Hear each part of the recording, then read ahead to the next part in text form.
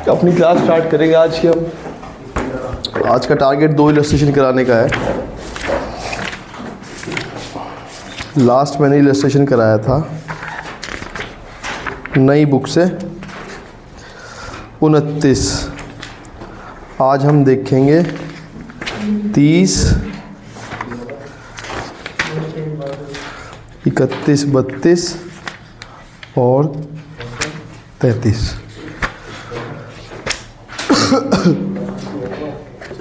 वाला पार्ट समझ में आ रहा। कोई बात नहीं, सब समझ में आ जाएगा। लो जी, ये फॉर्मेट है हमारे पास। फॉर्मेट बना रहने दो, ठीक।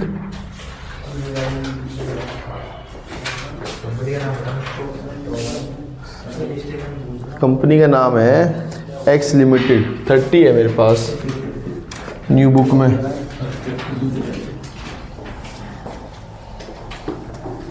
उस दिन मैंने कैश फ्लो का बच्चों बेस बता दिया था।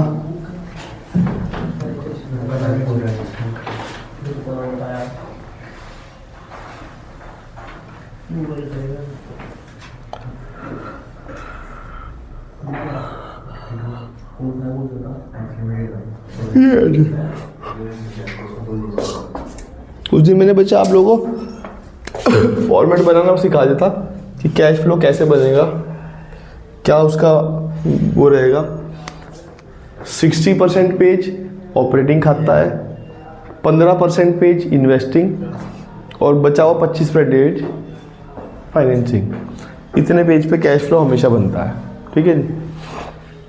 मतलब जो आपका पेज होगा आधे थोड़ा सा 2-1 लाइन छोड़ के ऑपरेटिंग के लिए छोड़ देना, फिर वहाँ पे लाइन लिखना cash flow from investing.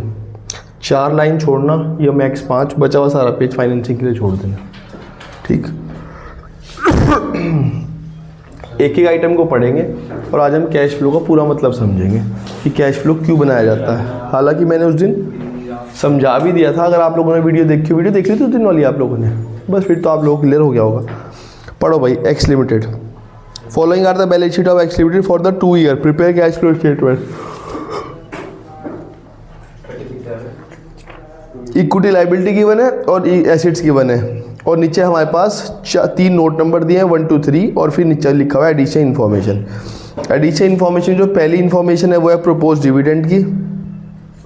Propose dividend का 2 ट्रीटमेंट है। एक तो नोट नंबर 1 में प्रपोज्ड डिविडेंड। प्रपोज्ड डिविडेंड कितना है प्रीवियस ईयर का 20। और दूसरे से क्या ट्रीटमेंट है, इसे हम फाइनेंसिंग में हम इसे लेस कर देंगे। लो जी, प्रपोज्ड डिविडेंड 20,000 रुपये, ठीक है जी। यहाँ तक तो कोई डाउट नहीं होगा। तो मैंने आपको याद करने के लिए कहा हुआ है प्रपोज डिविडेंड नोट नंबर 1 में ऐड करना है, और जितना वहाँ ऐड करोगे प्रीवियस ईयर का उतना ही आप माइनस कर दे रहे हो। It is a part of financing, ठीक। आगे एक और इन्फॉर्मेशन लिखी हुई है, वो क्या लिखी हुई है जी। लोन वॉज रीपेड ऑन 1 अप्रैल 2021। ये कोई एडजस्टमेंट नहीं, ये एक इन्फॉर्मेशन है कि जी लोन हमने जैसे ही साल शुरू हुआ था उसी टाइम सारा लोन उतार दिया। जब सारा लोन उतार दिया साल की शुरुआत पे ही, तो फिर तो ब्याज देने की बात ही नहीं आती। जैसे मैंने बताया था, डेट अगर ओपनिंग की हो तो ब्याज क्लोजिंग पे, अगर डेट क्लोजिंग हो तो ब्याज ओपनिंग पे लगता है। ऐसे ही बताया था। ये एक इन्फॉर्मेशन थी, उसने हमें दिया, तो हम इसे यूज़ करेंगे। स्टार्ट करते हैं बच्चे। बैलेंस शीट से सबसे पहले क्या दिया हुआ है, equity and liability. Equity liability के अंदर दिया हुआ है share holder fund. Share holder fund के अंदर दिया हुआ है शेयर कैपिटल। ओपनिंग में कितना था, क्लोजिंग में कितना हो गया। इसका क्या मतलब है कि हमने नए शेयर इशू किए होंगे। शेयर इशू करना कहाँ आता है, फाइनेंसिंग। इशू ऑफ शेयर, कितने शेयर इशू किए होंगे, 1 लाख रुपए के। आगे बढ़ते हैं। रिजर्व एंड सरप्लस ओपनिंग में 30 था, क्लोजिंग में 80 हो गया। ऐसे क्या मतलब है? रिजर्व एंड सरप्लस के अंदर क्या दिया होता है? एक तो डिफरेंस ऑफ पीएल दिया होता है, दूसरा रिजर्व एंड सरप्लस दिया होता है। रिजर्व एंड सरप्लस को ही हमने क्या मान लिया? डिफरेंस ऑफ पीएल मान लिया, सारा वही होगा। आगे बढ़ते हैं। नॉन करंट लायबिलिटी में लॉन्ग टर्म बोरिंग गिवन है। लॉन्ग टर्म बोरिंग पे क्या लिखा हुआ है? 1 लिखा हुआ है। 1 लिखा हुआ है, उस 1 पे क्लिक किया, क्लिक करते हैं हम कहाँ पहुँच गए? नोट नंबर 1 पे। नोट नंबर 1 पे ओपनिंग में 75 था, क्लोजिंग में 0 हो गया। ऐसा क्या मतलब है कि मैंने बैंक से जो लिया हुआ लोन लौटा दिया है। लोन के सारे पैसे कहाँ आते हैं? फाइनेंसिंग में। तो रीपेमेंट ऑफ लोन कहाँ आएगा? यहीं आएगा, रीपेमेंट ऑफ लोन। कितना पैसे गए, माइनस कर दिया आपने सर। 15% उसका रेट, वो रेट की इंफॉर्मेशन गिवन थी कि लोन आपने साल की शुरुआत में पे कर दिया है। इसका मतलब है कि जो लोन आपके पास साल के शुरुआत में 75,000 रुपये का था, साल के एंड में वो 0 हो गया है। और अब अगर साल में ही आपने लोन के सारे पैसे चुका दिए थे, तो इसके बाद तो आपके पास लोन था ही नहीं। और जब लोन था ही नहीं तो फिर ब्याज भी क्यों दूँ? हाँ, अगर वो डेट दी होती कि 31 मार्च 2022 दी होती, मतलब एंड दी होती, फिर मैं कहता कि लोन के पैसे लास्ट में चुकाए, इसका मतलब पूरे 75,000 रुपये मैंने यूज़ किए, फिर 15% निकलता। ठीक है, इन्फॉर्मेशन गिवन थी, इसी वजह से मैंने ब्याज नहीं। अगर वो इन्फॉर्मेशन ना गिवन होती तो मैं 75 का 15% निकाल देता, ये मानते हुए कि डेट लास्ट में रीपेमेंट की होगी। ठीक है जी। और कोई इन्फॉर्मेशन? आगे बढ़ो। आगे क्या दिया हुआ है? करंट लायबिलिटी में क्या क्या दिया हुआ है मुझे बताना। शॉर्ट टर्म बोरिंग पे नोट नंबर 2 दिया हुआ है, उस पर नोट नंबर 2 पे क्लिक किया, कहाँ पहुँच गए? Bank overdraft. ओपनिंग में कितना था, अब कितना हो गया है? इसका क्या मतलब है कि मैंने बैंक से जो लोन लिया हुआ था छोटे टर्म के लिए, वो भी मैंने रीपे कर दिया है। तो रीपेमेंट ऑफ बैंक कितना? 12,000। पैसा चला गया, माइनस कर दिया। आगे बढ़ो। और क्या दिया हुआ है?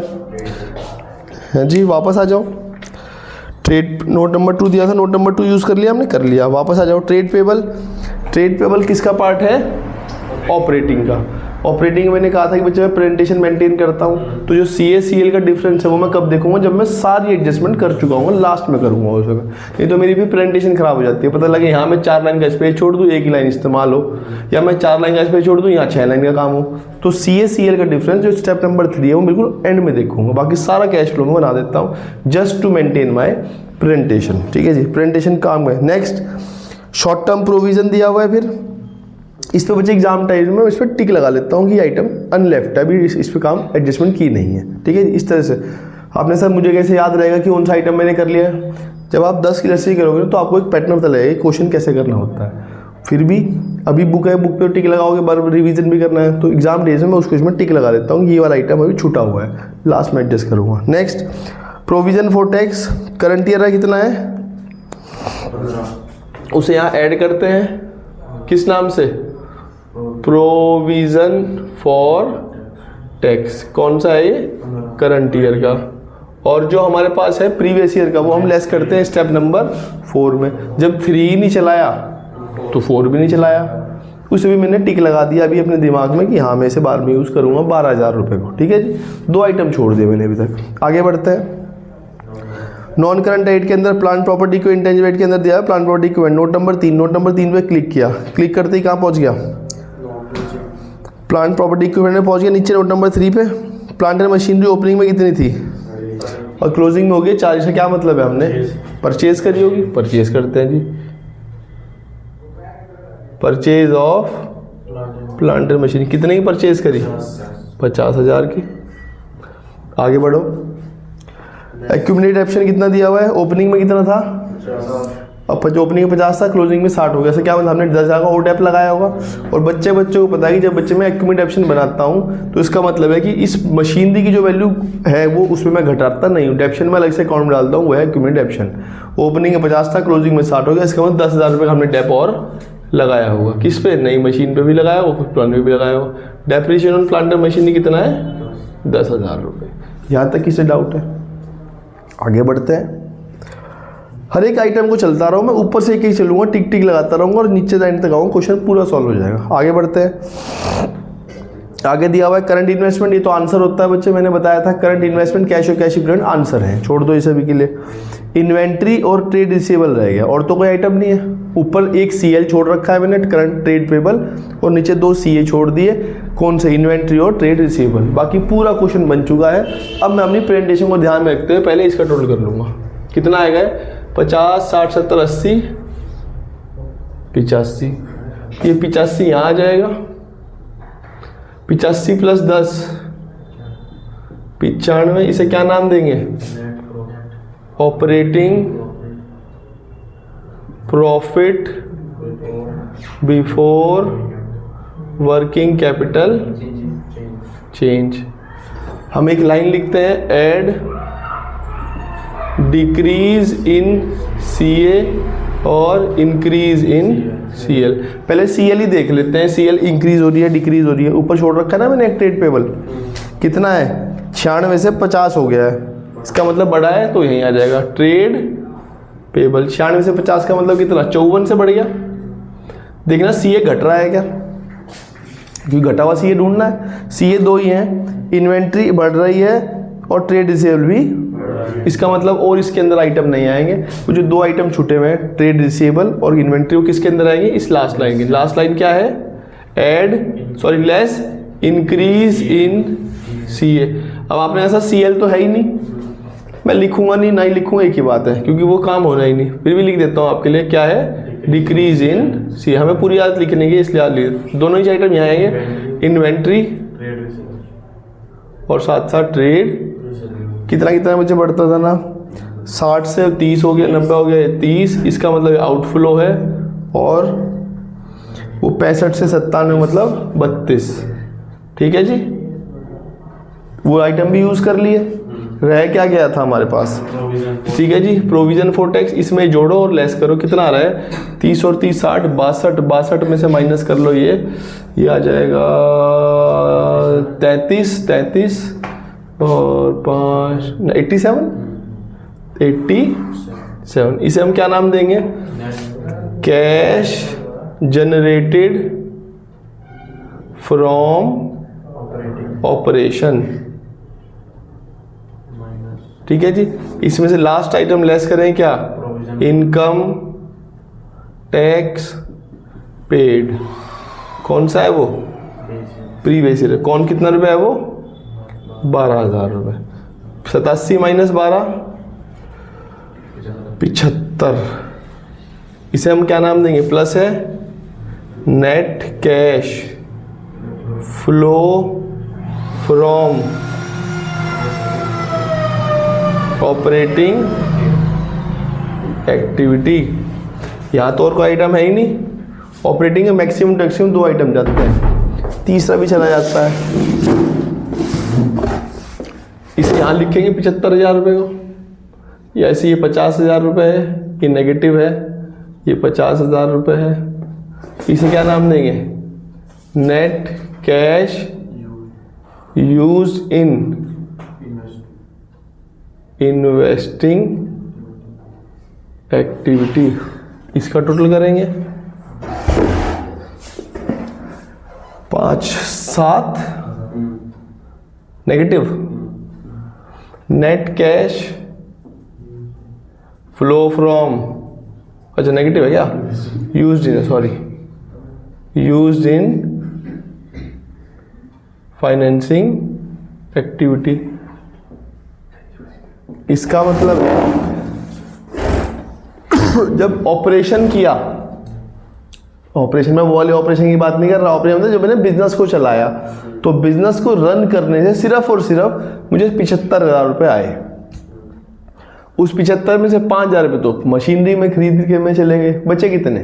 25 में 7,000 रुपये यहाँ लग गए, तो बचा क्या?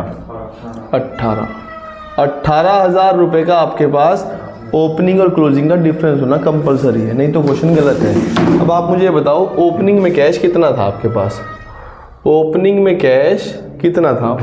मैंने 2 आइटम छोड़ रखे हैं, करंट इन्वेस्टमेंट और कैश इक्विवेलेंट, दोनों ही आंसर हैं। ओपनिंग में कैश था 25,000, 20 और 5 25। क्लोजिंग में कैश कितना है 30 और 43।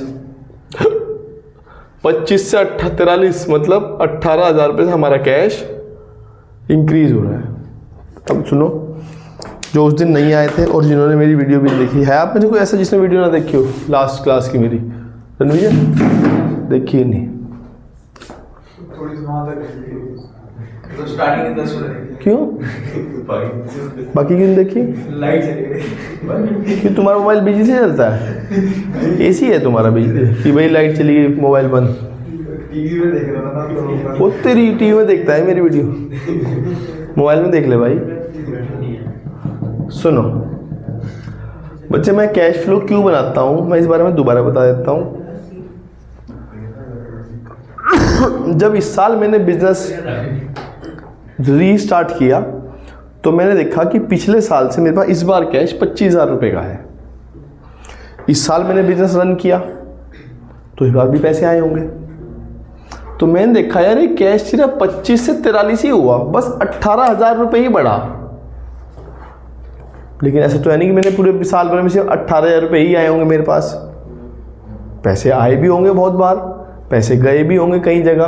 तो मैंने सोचा कि पता करता हूँ यार, जो इतने पैसे मैंने कमाए मतलब पैसे रिसीव किए, नगद कैश की बात कर रहा हूँ मैं, प्रॉफिट की बात नहीं कर रहा, ठीक है जी। कैश का मतलब नगद रुपए, गांधी जी उनकी बात कर रहा हूँ, ठीक है जी। तो मैंने कहा एक काम करता हूँ, कैश के फ्लो को 3 भाग में ब्रेक करता हूँ कि बिजनेस के चलने से कितना आ रहा है, बिजनेस में जो इन्वेस्टमेंट हो रही है उसमें कितना आ रहा है, और जो बिजनेस की वजह से उधार लिया जा रहा है वो कितना पैसा आ रहा है। भाई 3 ही सोर्स है बिजनेस के, और तो कोई सोर्स है नहीं, या तो उधार से लाएगा, या इन्वेस्टमेंट से आएगा जाएगा, या बिजनेस के ऑपरेशन से आएगा जाएगा, ठीक है, सेल परचेज करेंगे हम। तो मैंने पहले बिजनेस के फ्लो में ऑपरेशन एक्टिविटी से पता किया कि मेरे पास बिजनेस के जो फ्लो से, जो बिजनेस ऑपरेट करने से पैसे आए वो 75,000 रुपये आए। मैं प्रॉफिट की बात नहीं कर रहा, it is not a profit, profit तो कुछ और होगा, ठीक है जी। तो मैंने कहा मेरे पास बिजनेस के चलने से जो कैश जनरेट हुआ वो 75 हुआ। मैंने कहा ठीक है चलो भाई। फिर मैंने कहा कि इन्वेस्टमेंट से कितना हुआ, आया या गया? मैंने कहा भाई इन्वेस्टमेंट से कुछ आया तो है नहीं, इन्वेस्टमेंट से गया ही गया है, 50,000 रुपये चले गए। मैंने कहा भाई वो 50 कहाँ से गए? कह रहे वो 75 आए होंगे बिजनेस से, वो यहाँ लग गए। मैंने कहा फिर भी 25 बचने चाहिए थे, 25 तो बचने चाहिए थे। फिर मैंने क्या भाई कि पता लगाता हूँ कि ऑपरेशन जो फाइनेंस पे पैसे वैसे लिए हैं उसमें पैसे आए हैं या गए हैं। मैंने कहा आए तो थे लाख रुपए, लेकिन उसके अलावा कुछ डिविडेंड पे कर दिया, कुछ एक लोन उतार दिया, कुछ बैंक से लोन लिया हुआ था शॉर्ट टर्म का वो पे कर दिया, मोटा मोटा उससे भी कुछ पैसा आया नहीं, उल्टा पैसा 7,000 रुपये और घर से ही लग गया। वो पैसा कहाँ से लगा होगा? यहीं से ही लगा होगा भाई, क्योंकि इसी से फ्लो आ रहा है। तो ये 75 में 50 तो यहाँ लग गए, बचे 25, 7 यहाँ लग गए, बचे 18, और वो 18,000 रुपये हमारे पास बिजनेस में अभी भी हमारे कैश और कैश इक्विवेलेंट में पड़े हुए हैं, ठीक है जी। मतलब जो आपका ओपनिंग और क्लोजिंग का डिफरेंस होगा वो आपका इन तीनों का मैच होना चाहिए, तो क्वेश्चन को अगला स्टेप करने का फायदा है, वरना क्वेश्चन यही छोड़ दो।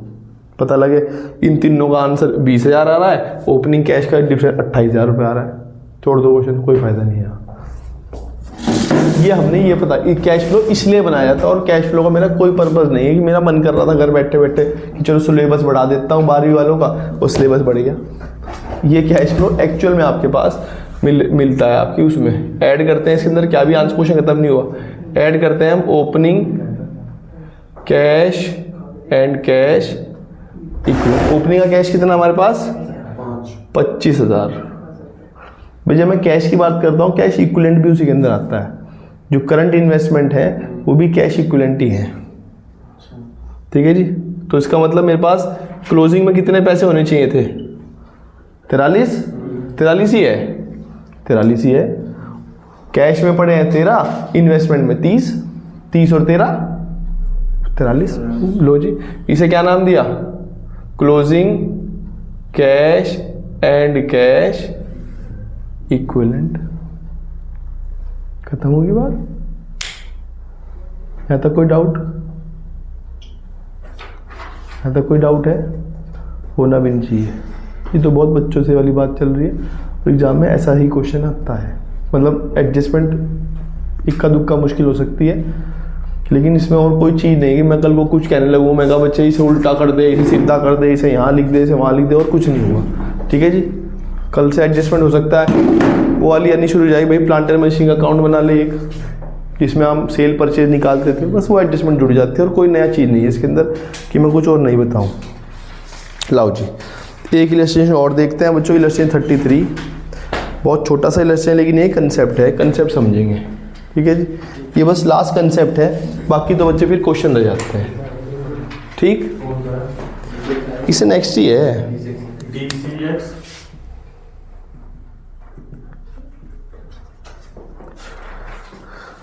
बस एक लाइन का क्वेश्चन है। Prepare provision for income tax account for the following information, prepare cash flow statement. Equity side में आपको प्रोविजन फॉर टैक्स दिया हुआ है, provision for tax. Provision for tax asset होता है लायबिलिटी होता है? अगर वो एसेट है तो ओपनिंग इधर आएगा, क्लोज, और लायबिलिटी अगर वो एसेट है तो ओपनिंग इधर आएगा टू बैलेंस बीटी, और अगर लायबिलिटी है तो इधर आएगा।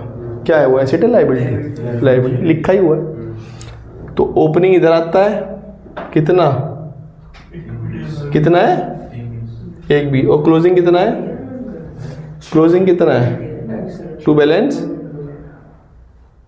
ओपनिंग है ओपनिंग है सर 320 और क्लोजिंग है 4। क्लोजिंग है 4। अगर बच्चे इस क्वेश्चन में और कोई इन्फॉर्मेशन नीचे जो दी हुई है वो ना होती, जैसे इस क्वेश्चन में तो इन्फॉर्मेशन नहीं थी, बस बता रखा था कि करंट ईयर का इतना, प्रीवियस का इतना, तो आप क्या करते हो, करंट को यहाँ ऐड कर लेते हो, प्रीवियस को लेस कर लेते हो। अगर इस इन्फॉर्मेशन जो एडिशन इन्फॉर्मेशन गिवन है वो ना दी होती तो आप क्या करते, भैया ये करंट ईयर का है, इसे यहाँ सॉरी ये प्रीवियस ईयर का है, इसे यहाँ लेस कर देते, ये करंट ईयर का है, इसे ऐड कर देते, ऐसे ही करते। ऐसा ही करना है। अकाउंट तभी बनता है किसी का जब उसके बारे में कुछ इन्फॉर्मेशन गिवन हो। इन्फॉर्मेशन गिवन है इसलिए मजबूरी में अकाउंट बनाना पड़ रहा है, वरना तो सिंपल ट्रीटमेंट है, current year add, previous year minus. क्या इन्फॉर्मेशन है वो पढ़ो। क्या इन्फॉर्मेशन है? During the year income tax paid was 2,80,000, मतलब कह रहे हैं जी इस साल आपने जो इनकम के ऊपर टैक्स पे किया है वो 2,80,000 का पे किया है। मतलब पिछले साल जो मैंने प्रोविज़न बना रखा था, मतलब मेरे हिसाब से जो मुझे टैक्स जमा करना था सरकार को इस साल, वो 320 जमा करता, क्योंकि मुझे प्रोविज़न टैक्स भी तो एक अंदाजा ही है। एक्चुअल में कब पता लगेगा कितना जमा होगा, जब साल के एंड में इनकम निकल के आएगी। इनकम कब निकलेगी? जब पीएल बनेगा, फिर नेट प्रॉफिट तभी आएगा। लेकिन उससे पहले हर साल बच्चे मैं अनुमान तो लगा ही सकता हूँ कि भैया इस साल मेरा इतने रुपये टैक्स बन जाएगा, अनुमानित है, प्रोविज़न ही तो है, एश्योर तो नहीं है। तो 320 का मेरे पास अनुमान था, लेकिन जो मैंने एक्चुअल में पेमेंट करी वो कितने की पे करी? 2 बैंक से।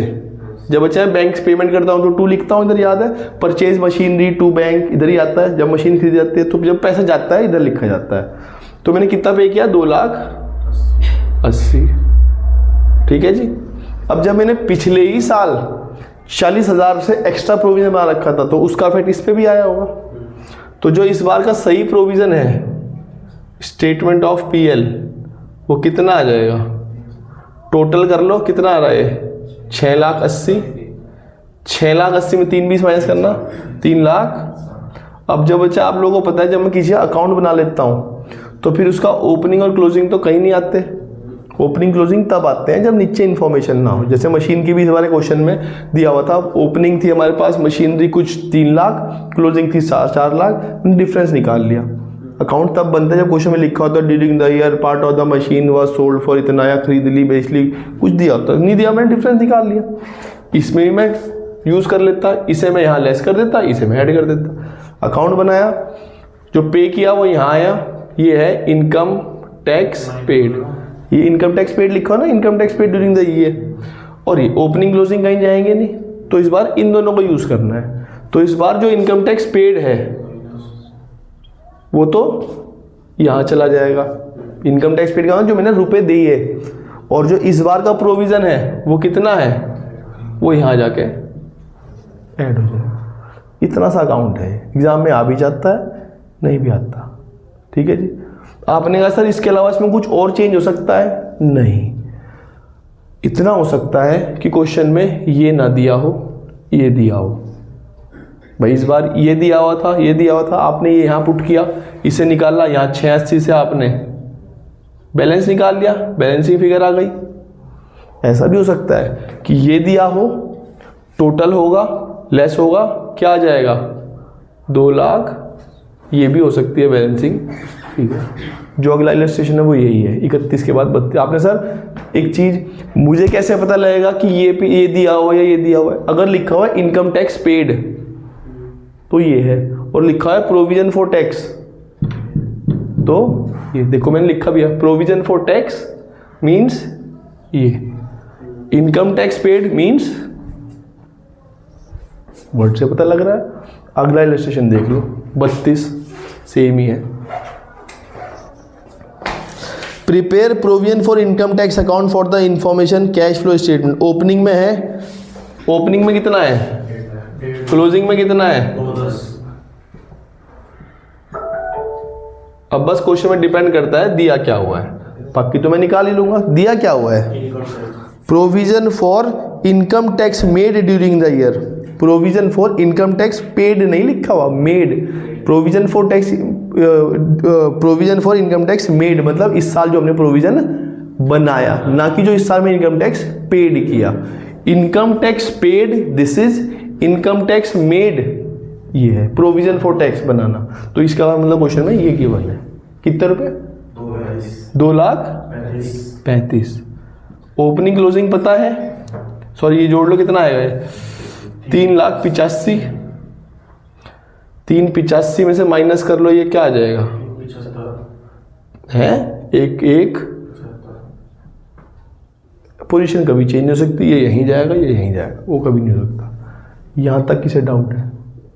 अगर ये भी बात समझ में आ गई है तो अब आप लोगों का कैश फ्लो बन जाएगा, क्योंकि आप लोगों ने कैश फ्लो समझा कम है, रटा ज़्यादा है। और रटने पे ये चैप्टर बन जाता है, समझोगे समझ में कम आएगा, एग्जाम में क्वेश्चन बनता नहीं है। रटा हुआ ज्ञान इस चैप्टर पे बहुत बढ़िया काम आता है। मैंने कोशिश करी आपको समझाने की भी चीज़ें, लेकिन समझा हुआ चीज़ ऐसे लगती है भाई ठीक है तू बता, यहाँ लिखना, यहाँ लिख दूंगा मैं, खत्म बात। क्यों ज्ञान दे रहा है मुझे? ठीक है जी। जैसे इस बार इस क्वेश्चन में दिखाऊं, इस साल मैंने इनकम टैक्स जो प्रीवियस ईयर बनाया था वो 1.5 लाख का था, लेकिन पे टैक्स ज़्यादा गया, तो इस बार जो प्रोविजन है वो भी तो कम ही हो गया होगा। इस बार का प्रोविजन भी उतने रुपये बढ़ गए, यहाँ से यहाँ 25 बढ़े तो यहाँ से यहाँ भी 25 बढ़ गए। जैसे वहाँ उस वाले क्वेश्चन में यहाँ से यहाँ ये टैक्स कम हुआ था, तो यहाँ से यहाँ वो भी कम हो गया था। तो अगर प्रोविजन घट सकता है तो प्रोविजन बढ़ भी सकता है, और डिपेंड करता है इसके ऊपर कि क्या बनाया था वो इससे ज़्यादा है या कम है। That's it. आगे जितने भी इलस्ट्रेशन है वो इसी बेस पे हैं। वहाँ एक्स देख लेते हैं 33, बढ़िया इलस्ट्रेशन है, करते हैं, हो जाएगा। क्योंकि सबसे बढ़िया बात है मुझे क्वेश्चन में फॉर्मेट तो बनाना नहीं, सिर्फ क्वेश्चन पढ़ना है और सिर्फ मुझे पुट करनी है, इसलिए इसका क्वेश्चन एक दिन में 2 का टारगेट रहता है। ठीक है जी, चलो जी। मैंने कहा था ना एक बार फॉर्मेट बनाऊंगा और फॉर्मेट को उसी को यूज कर दूंगा बार बार, ऐसा ही है चैप्टर।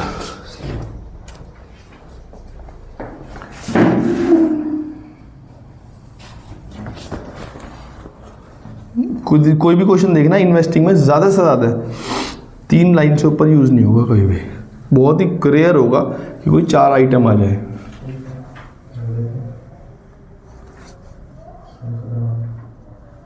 ठीक है जी, लो जी, इलस्ट्रेशन नंबर 31 करा दिया, 32 करा दिया, कौन सा है 33।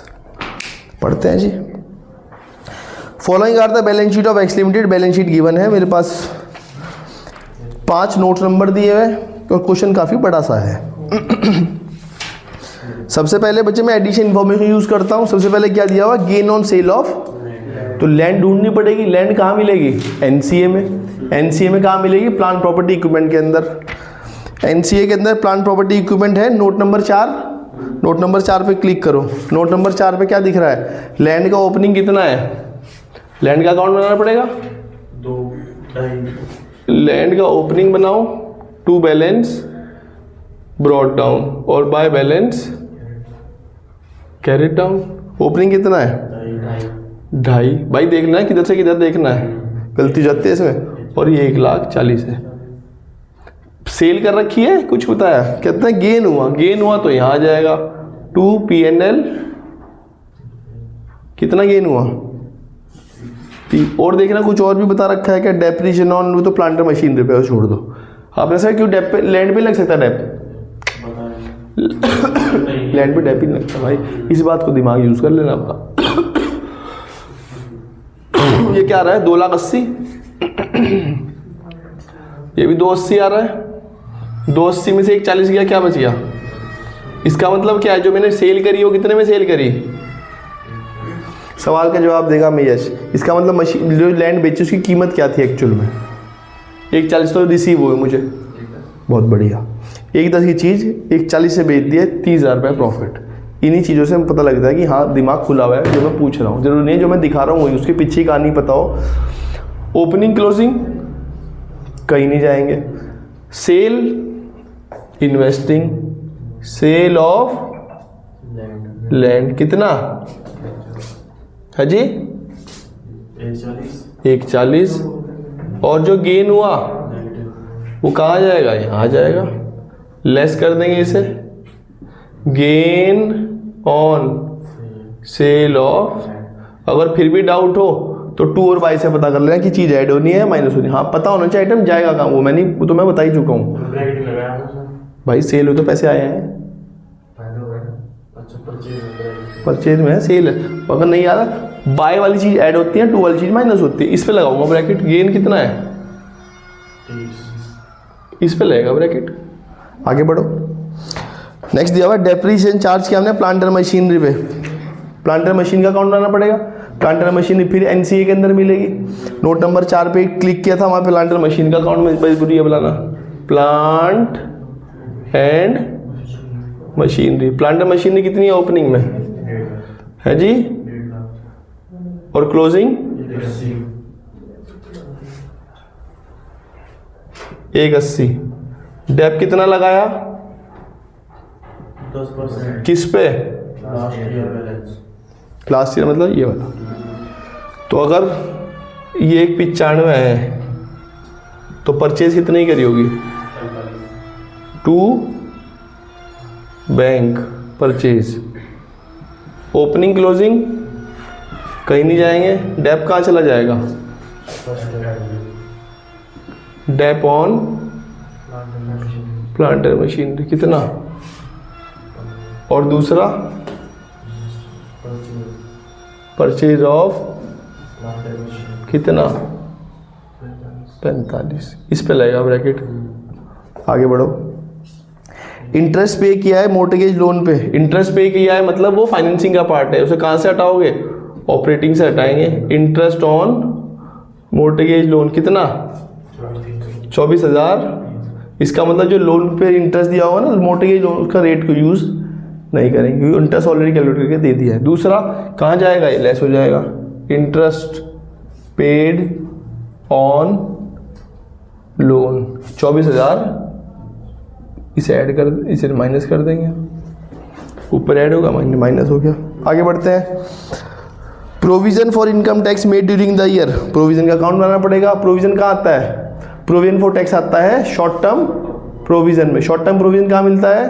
Non current, sorry short term provision मिलता है करंट लायबिलिटी में। करंट लायबिलिटी ढूंढो, इसलिए कहा था हेडिंग याद होनी चाहिए। करंट लायबिलिटी में शॉर्ट टर्म प्रोविजन के नोट नंबर 3 पे क्लिक करो। नोट नंबर 3 पे क्लिक करके हम आ गए प्रोविजन फॉर टैक्स में। प्रोविजन फॉर टैक्स का इसका मतलब मुझे मजबूरी में अकाउंट ही बनाना पड़ेगा। Provision for tax. ओपनिंग कितना है? 40 और क्लोजिंग 35।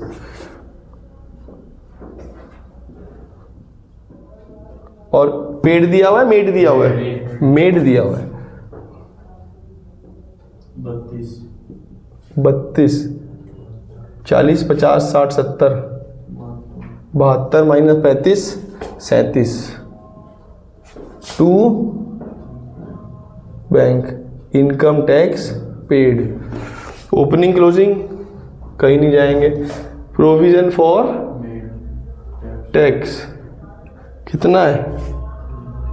32। ना भी समझ में आए, बाय वाली चीज प्लस होती है, 2 वाली चीज माइनस होती है। माइनस कहाँ होगा? यहाँ होगा। मेरे पे प्रेजेंटेशन खराब ना हो इसके लिए मैं इसके ऊपर एक स्टार बना देता हूँ, बाद में यूज़ करूँगा, बिल्कुल लास्ट में यूज़ होगा। तो एडजस्टमेंट सारी पढ़ दी, ऊपर से एक एक आइटम पढ़ेंगे, एडजस्टमेंट खत्म होते ही क्वेश्चन में दम खत्म। अब तो सिर्फ बच्चों वाला खेल रह गया। इतना काम भी अगर एग्जाम में कराओगे तो 2.5 नंबर कहीं नहीं गए। 6 में से 2.5 नंबर एडजस्टमेंट के हैं, 2.5 या 3 अगर पूरा क्वेश्चन आता है तो। बाकी तो अब बचे हुए 3 नंबर तो टोटलिंग के हैं, चीज़ों को लिखने के हैं, उसके हैं। आधा आधा 1 नंबर, आधा आधा आधा ये हो जाएंगे।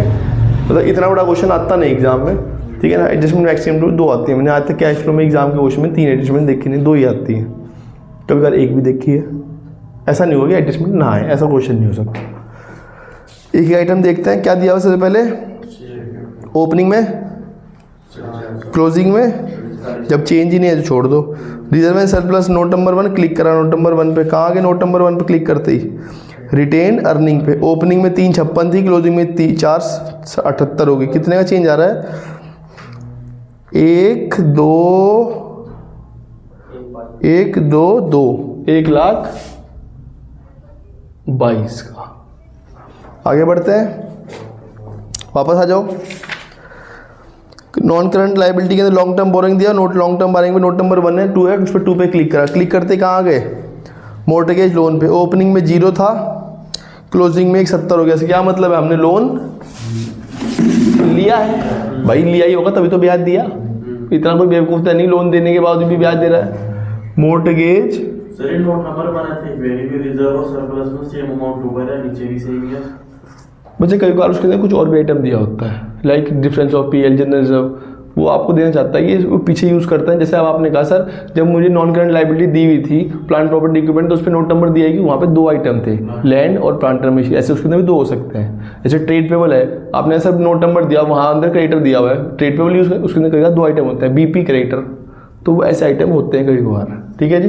मॉर्टगेज लोन कितना बताया आपने मुझे, 1,70,77 170 पैसे आ गए लोन लेके। आगे बढ़ो। करंट लाइबिलिटी में ट्रेड पेबल दिया हुआ है, मैं अपनी प्रेजेंटेशन खराब नहीं करूंगा, बाद में यूज़ करूंगा। शॉर्ट टर्म प्रोविजन में यूज़ कर चुका था, अकाउंट बना चुका हूँ, छोड़ दो। जिसका अकाउंट बना चुका है छोड़ दो, क्योंकि हाथों हाथ पुट कर देता हूँ चीज़ों को। Plant property equipment note number 4 में अकाउंट बना चुका था, छोड़ दो। इंटेंजिबल एसेट नोट नंबर 5 मैंने क्लिक किया, क्लिक करते ही मेरे सामने आ गया गुडविल। गुडविल 50 से 60 हो गई, इससे क्या मतलब है, गुडविल हमने 50 से 60 हो गई, इससे क्या मतलब है, गुडविल परचेज। 50 से 40 हो जाती तो right of, goodwill right of purchase of. Ranvijay कह रहा है क्या हो रहा है, उसका एक्सप्रेशन देख के मुझे ऐसा लगा कि ऐसे कह रहा क्या कुछ भी कराए जा रहे हो, है ना। कह रहा अभी कह रहे हो यहाँ, फिर कह रहे हो वहाँ, कह रहे क्या हो रहा है भाई, क्वेश्चन किए नहीं, इसका मतलब आपने इसके इसलिए प्रॉब्लम आ रही है। और एक शायद इन फाइनेंसिंग भी सुनी नहीं आपने शायद मेरी, बस। अब आप ये सोच रहे हो कि बाहुबली कालके को क्यों मार रहा है, तुम्हें राज ही नहीं पता, तुम्हें तो बस ये लग रहा है वैसे बजा रखा है, कुछ भी चल रहा है। हो गया जी, नोट नंबर 5 यूज़ कर लिया हमने। वापस आ जाओ, करंट एसेट्स पे आ गए। करंट एसेट तो कहाँ यूज़ होती है, नोट नंबर 3 में। तो बच्चे अब मैं अपना करंट लायबिलिटी और सीए छुटा हुआ है, अब मैं अपनी प्रेजेंटेशन मेंटेन करके इसका टोटल कर लेता हूँ। पहले ये कितना आ रहा है, 1,55,000, इसे यहाँ लिखेंगे 1,55,000 में इसे ऐड कर लो, ये 30 को माइनस कर लो, ये कितना है?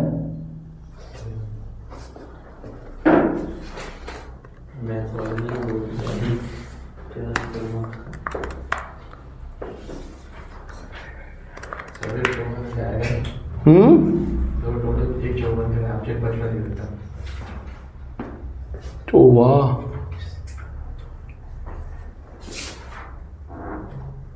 छोटी छोटी गलती पकड़ने लग गया छोटू।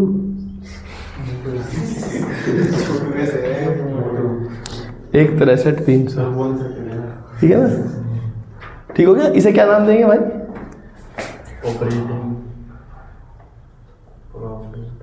Operating profit before.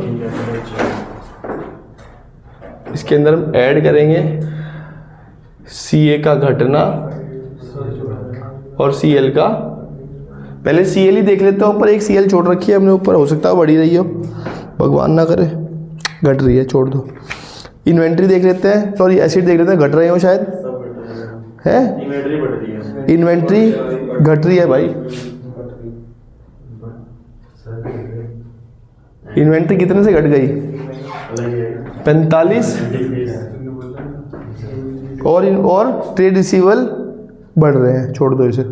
बस अब अपोजिट साइड लेस करेंगे क्या, वो जो आइटम छोड़ रखे हैं कौन कौन से, ट्रेड पेबल और ट्रेड रिसीवेबल। क्या लाइन है वो? CA का इंक्रीज और लाइबिलिटी का, एक है ट्रेड रिसीवेबल, एक है ट्रेड पेबल। पेबल बता दो पहले कितना है भाई? 94 है पक्का? तुम्हारी बात तो मुझे विश्वास है, वैसे गलत मत बताना। ट्रेड रिसीवेबल कितना है? 245, बहुत ज़्यादा है। इसी की वजह से देखना है नेगेटिव होगा, इसी की वजह से एक क्वेश्चन में नेगेटिव होगा, देखना है। टोटल कर लो, प्रेजेंटेशन बिल्कुल मेंटेन है, कहीं पे कोई गैप नहीं है। कितना आ रहा है? 163 300 में 45 जोड़ लो, माइनस कर लो, माइनस करो 130 700, देखना बच्चा आंसर रहेगा जो गलत आ रहा है। ठीक तो आ रहा है? अब माइनस करोगे सर वो टैक्स इनकम पे टैक्स नेगेटिव है, अब ये आइटम छूटा हुआ था, इनकम पे लेस होगा। कितना है? 37,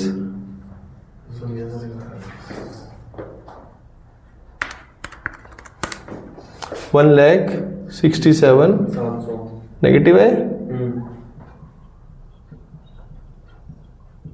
नाम दे दोगे इसे? दे देंगे, कोई बड़ी बात नहीं। हाँ यूज इन है 55,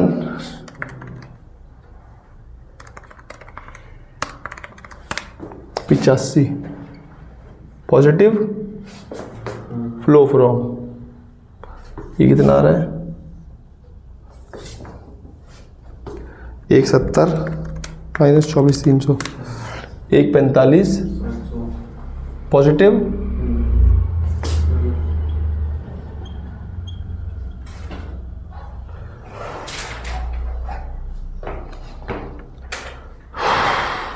एक 45 700, 85,000 माइनस 167 700, 63,000। देखना मैं 63,000 का डिफरेंस आ रहा है क्या?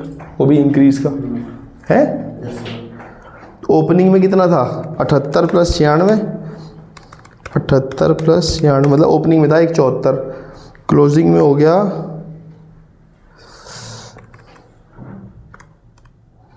क्लोजिंग में हो गया 63, बिल्कुल ठीक है। ओपनिंग जोड़ेंगे इसके अंदर, कितना था ओपनिंग बताया आपने? 78 प्लस 96, 1,74,000। इसे क्या नाम दोगे?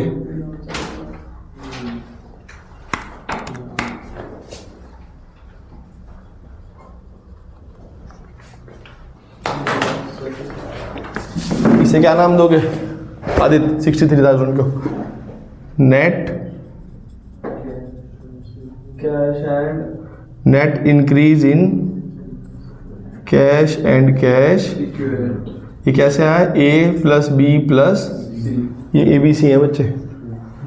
इसे हम जो 174 आए, क्या है ये? ओपनिंग कैश एंड कैश, ये क्या आया? Closing cash and cash. 174 का 78 प्लस 96 74, हाँ 78 प्लस 96, इसमें ये जोड़ के आ गया क्लोजिंग। क्लोजिंग आया बच्चे ये जोड़ के 70 प्लस 167, ये आ जाएगा, खत्म हो गया। और उसका कुछ नहीं करेंगे क्लोजिंग वाले का। यही तो है क्लोजिंग वाला, ये क्लोजिंग तो बना दिया हमने। ये ओपनिंग कैश है, क्लोजिंग कैश है। किसी का तो फ़र्क पता लगा है, इन दोनों का फ़र्क ये था, फ़र्क में ये जुड़ा तो क्लोजिंग हो गया। भाई ये तो जानना कि जब बिजनेस शुरू किया था उस टाइम पे 174 थे, इसका मतलब बढ़ा, कितने से बढ़ा? 63 से बढ़ा, तो वो क्लोजिंग क्या है? 237 हो गया। मैं कहा 63 से ही क्यों बढ़ा? इसका रीज़न ये है मेरे पास। यहाँ तक कोई डाउट? कैश फ्लो बच्चों बन जाएगा अगर आप इन 2-4 दिनों में, जो भी दिन है इसमें आप कैश फ्लो को कर लोगे, 2-3 लिस्ट जो मैं करा रहा हूँ। और अगर नहीं करोगे तो ये चैप्टर नहीं बनेगा। जब मैं इसका रिवीजन कराऊंगा तो मैं इसका मोस्टली रजिस्ट्रेशन में यही 1 दिन में बता देता हूँ, ऑपरेटिंग, इन्वेस्टिंग, फाइनेंसिंग, या 2 दिन में बता के फिर मैं क्वेश्चन ही बताता हूँ, रादर देन कि मैं बिल्कुल वैसे जैसे मैं एक दिन ऑपरेटिंग में 4 दिन लगाए, वो वाला काम नहीं होता। इसलिए इसे एक बार करोगे, एक ही बार बन जाता है चैप्टर ये, ठीक है जी। और सबसे बढ़िया बात ये है आंसर पता लग जाता है एग्जाम में, भाई आंसर ठीक है, बच्चा कॉन्फिडेंट रहता है यहाँ 6 नंबर पक्के हैं, ठीक है जी। चलो जी बस आज इतना ही रखेंगे। 6 नंबर का एक क्वेश्चन